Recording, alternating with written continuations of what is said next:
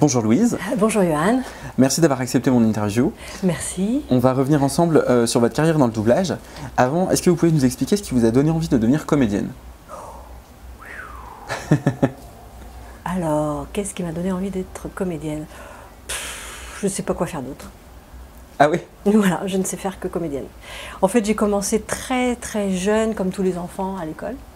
Et puis, ça m'a plu, ça ne m'a plus lâché. Et voilà, après on m'a entraînée dans un cours d'art dramatique.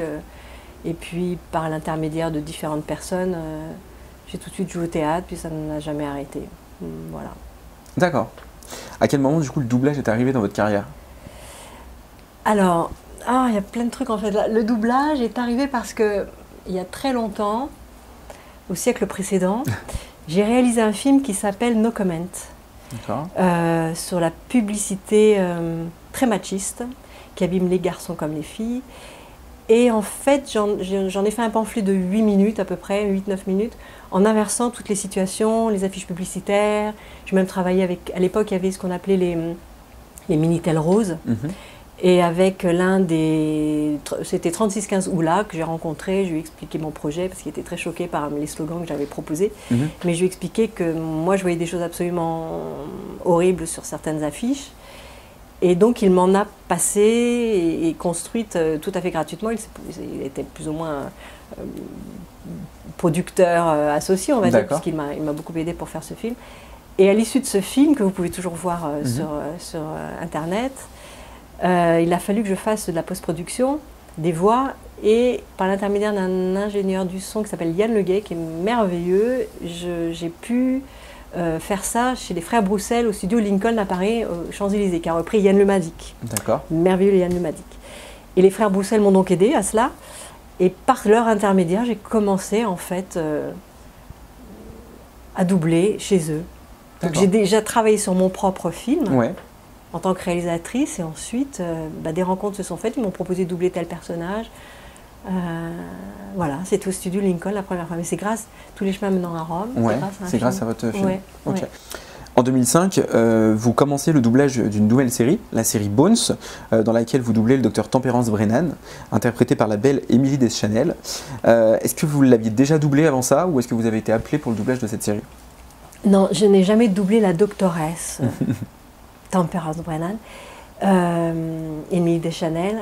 En fait, de mémoire, c'était plutôt en 2006 que ça a commencé. Oui, la série a dû commencer en 2005 et aux États-Unis. Il a dû arriver en 2006 en France. Et je faisais beaucoup de commentaires, de voice-over, ce qu'on appelle parler par-dessus les personnages dans les documentaires, les personnes qui parlent, donc du voice-over. On entend en anglais, on entend en anglais, on entend la voix française par-dessus. D'accord. Et des documentaires. Et j'avais travaillé avec cette j'allais dire agent artistique, pas du tout. C'est vrai que c'est artistique. Mince alors, comment dit-on, ce directeur artistique, merci, Jean-Pascal Kilikini. Et il m'a proposé de passer des essais pour ce personnage, et ça a été fructueux, voilà, puisque j'ai été choisie, et ensuite on est parti sur 12 ans de doublage de cette série. Voilà. Sweets a dit que votre rêve n'était rien de plus qu'une extrapolation élaborée par votre cerveau à partir de mon livre. Ce que je me demande, c'est comment la médium l'a su si elle n'est pas médium. La médium avait raison. Quoi, sur le fait qu'on soit lié par un profond lien spirituel? Qu'est-ce que vous regardez? Ce sont des corps humains. De nombreux corps humains. Ok. Comment est-ce que vous décririez le personnage? Alors Jean-Pascal, si tu m'écoutes, tu vas rigoler, mais pour moi c'est un ange. C'est une femme inspirée, on pourrait dire peut-être un peu, c'est un peu la mode de dire ça, mais un peu autiste, Asperger, problème relationnel, mais... Elle est très premier degré au début. Très premier degré, mais justement, elle est premier degré.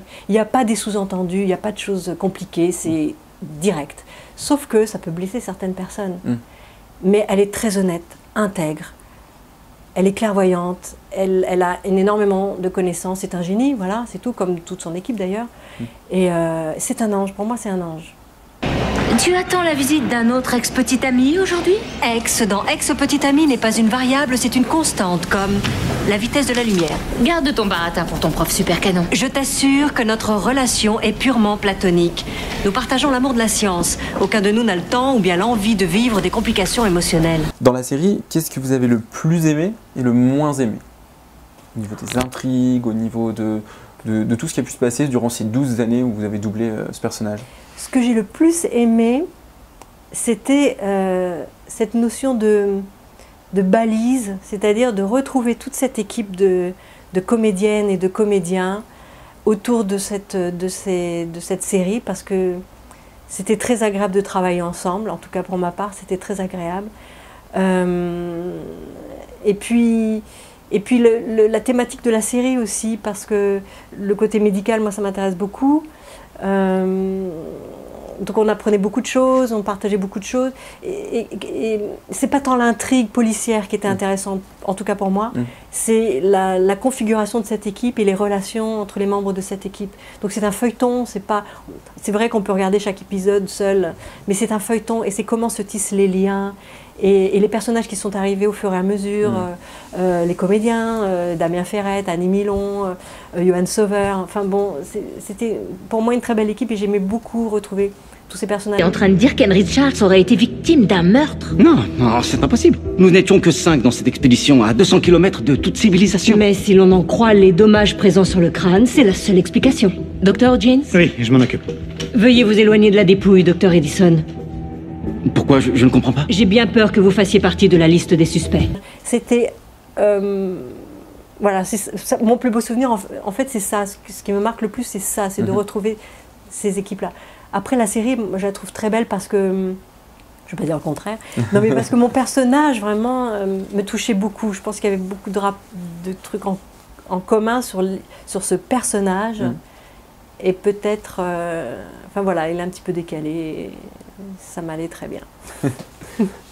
Tu n'es pas là pour gagner une assiette de pâtes dans un restaurant italien ou frimer devant une ancienne élève. On est là pour faire condamner 2 personnes qui ont assassiné une fille de 19 ans. Ne jamais s'impliquer personnellement dans le travail. Tu te rappelles en Amérique centrale, quand tu étais devant une fosse commune gardée par des soldats, on savait que c'était probablement ces mêmes soldats qui avaient tué les personnes qui étaient sous nos pieds. J'étais encore étudiante. J'ai doublé récemment Courtney Cox dans une série qui s'appelle Shining Vale, grâce à Magali Bernet, à qui je dois beaucoup. Parce qu'il faut aussi savoir distribuer les actrices sur des personnages. Et Magali, en ce qui me concerne, formidable. Et Courtney Cox a été longtemps doublée, notamment dans Friends, si je ne m'abuse, par Mike Dara. Exactement, Mike Dara. Et évidemment, Mike Dara a été prévenu. Moi, ça a été ma première question, parce que ce n'était pas moi qui étais la voix officielle, même si je sais que personne n'appartient à personne. Et donc, elle a été prévenue. Après, c'est des histoires de production, de voix qui bougent, etc., par rapport à une comédienne qui ne bouge pas. Oui. Bon, ainsi va la vie.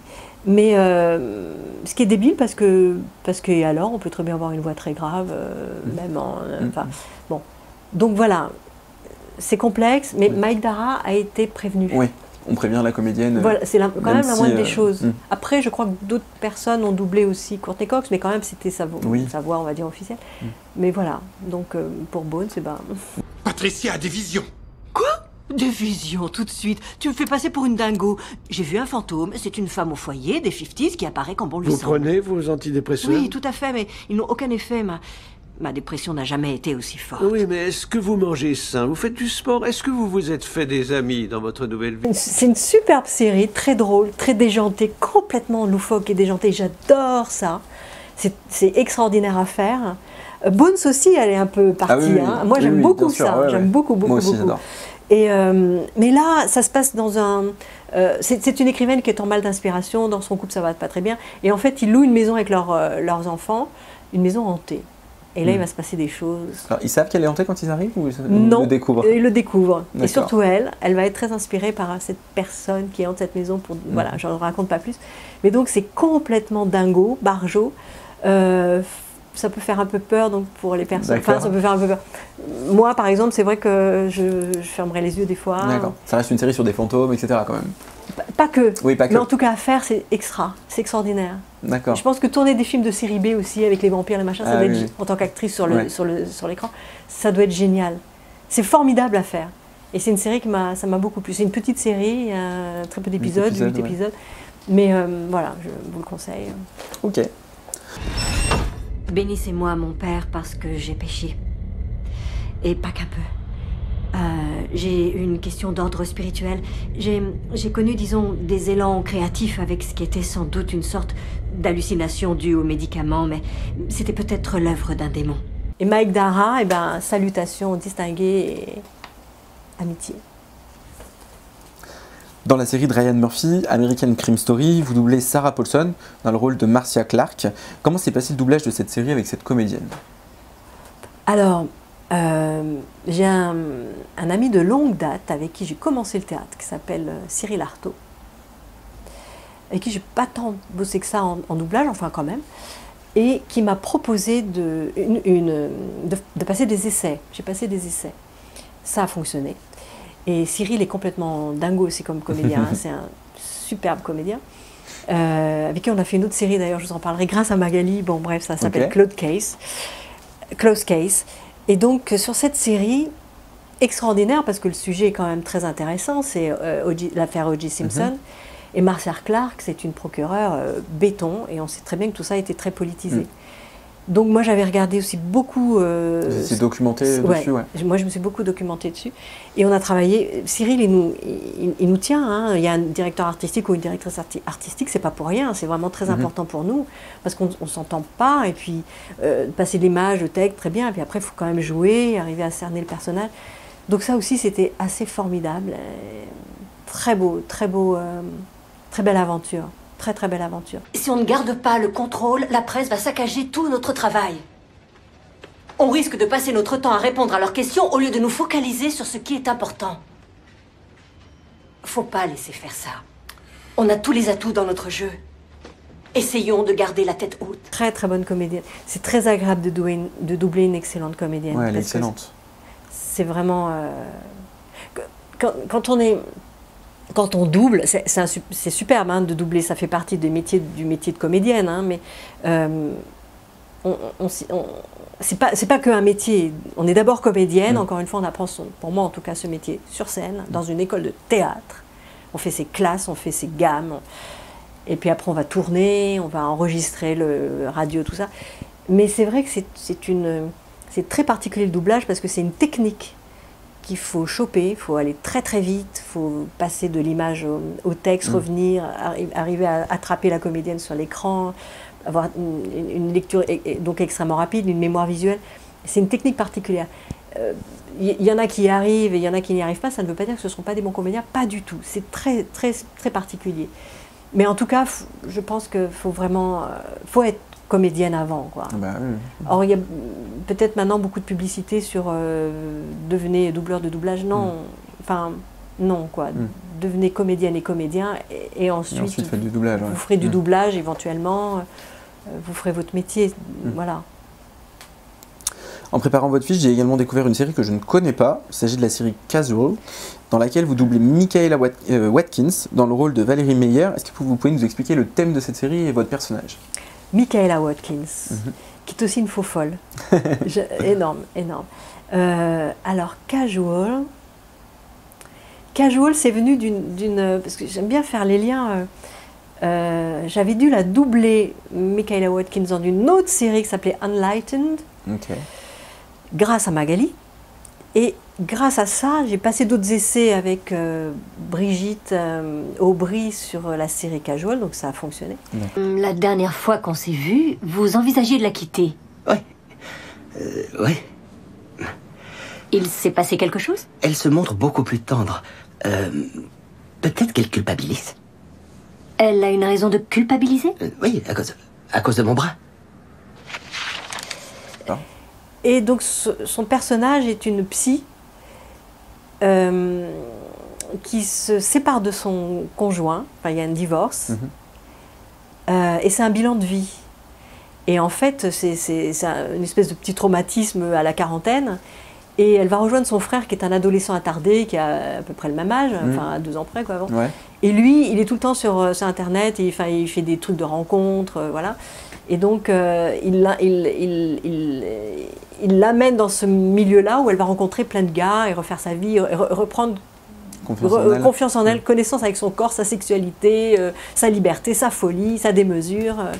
C'est très jouissif. C'est très jouissif comme série. C'est à tout point de vue. Voilà. C'est pour adultes. Ouais.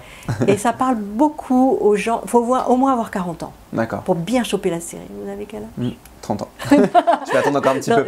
Voilà, un petit peu. Il faut avoir eu des ruptures, il faut avoir eu des soucis des enfants, les machins. C'est super, mais il faut avoir au moins 40 ans.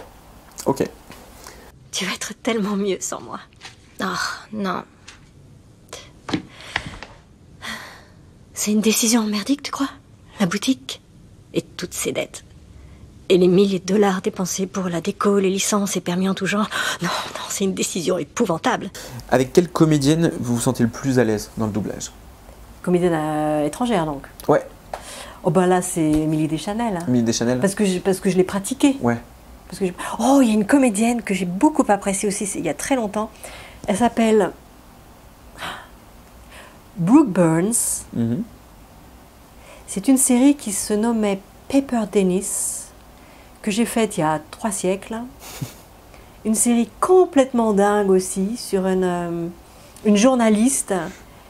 Bon, elle, c'était la sœur, je crois, la sœur complètement folle de cette journaliste. Donc et alors, il fallait que je monte ma voix comme ça. Et ça, c'était super. Et ça me plaisait énormément. Et je me sentais très en osmose avec elle parce qu'elle était complètement folle, comme ça. Alors que c'était pas du tout ce qu'on me donnait. Pourquoi j'ai fait ça? Je ne sais pas. C'était à l'époque déjà de Bones. On m'avait proposé de passer des essais pour cela. Bon, voilà, ça a fonctionné. Et si je sais, c'est l'ingé son. L'ingénieur du son, c'était Cécile, à Librafine, pendant que je faisais les Bones, qui m'avait dit, là, il cherche pour faire des essais. Donc j'avais passé les essais, ça avait fonctionné. Voilà. Brooke Burns, que je n'ai pas revue, mais qui est une actrice, pour moi, très drôle, par rapport à... En fait, plus c'est dingue, et plus je m'en sors bien. Voilà. Okay. Alors, Émilie Deschanel, c'est dingue sans l'être, tout en l'étant. C'est dingue en finesse, en fait. Parce que c'est vrai qu'elle a ce côté déjanté, qu'on a l'impression qu'elle le garde en elle. Oui. Mais finalement, non, en fait, elle est déjantée à sa façon. Elle est juste... Ouais. C'est un laser. Ouais, c'est ça. Elle est décalée. Alors ça aussi, ça me va très bien parce que je pense que ça me correspond beaucoup. Elle est décalée. Elle est là où on ne l'attend pas. Puis elle dit des choses, bah oui, en fait. Voilà, c'est tout. Ouais. Donc c'est autre chose, mais ça me plaît bien. Ça me plaît bien, oui. Au fait, je suis avec Goodman pour les cadeaux et je sais pas... Anthropologiquement parlant, les cadeaux sont une manière d'affirmer la domination dans un groupe. Alors imaginez, tout un jour férié consacré à la promotion de soi et de plus dans cette société matérialiste. Comment voulez-vous que je cautionne ça? Comment pouvez-vous le cautionner? Waouh, c'est très profond, je dirais même trop profond pour moi. Merci beaucoup, Louise, de m'avoir accordé cette interview. Merci beaucoup, Yoann. Que nous dirait maintenant le docteur Tempérance Brennan pour terminer cette interview? Alors voilà, Tempérance Brennan. Alors elle dirait, Bones, I don't know what that means, ce qui veut dire, je ne comprends pas ce que vous me dites, je ne sais pas, je ne comprends pas ce que ça veut dire. Super. Merci. Merci. Merci beaucoup.